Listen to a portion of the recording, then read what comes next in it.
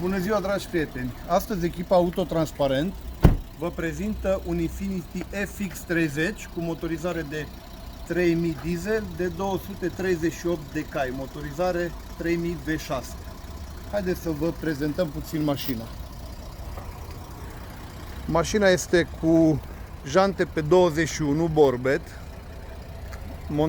cu anvelope montate cu anvelope de vară nouțe, și vine cu încă o pereche de jante originale Infiniti cu anvelope de iarnă.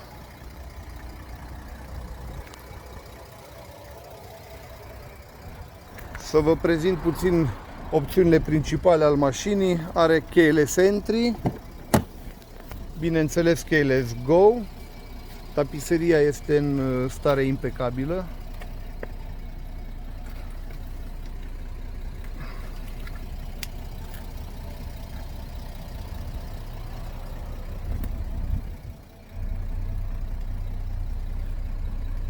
Volanul este electric.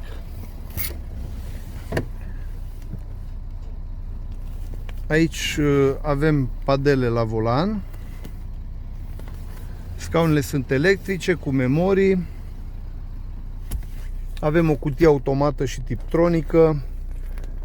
Avem scaune ventilate și încălzite. Aici avem butonul Start-Stop. Trapa electrică, bineînțeles.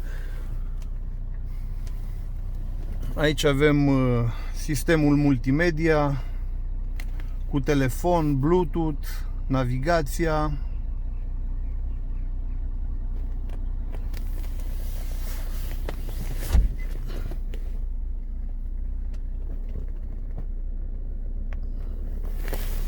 Haideți să deschidem puțin capota, să vedem motorul.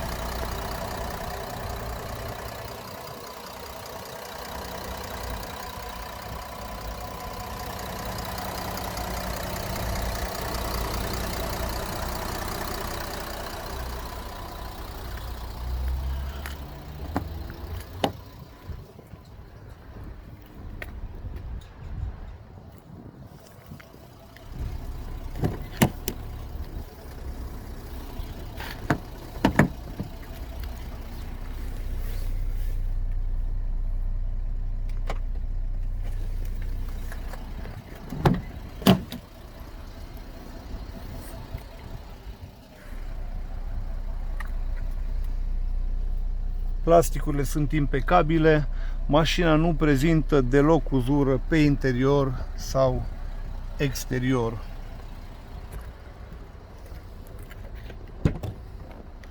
Aici avem camera video.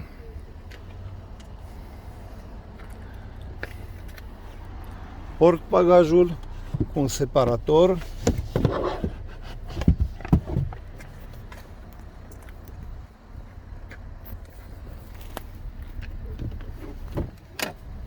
Aici este și bateria, kitul de umflare roți cu compresor și lichid,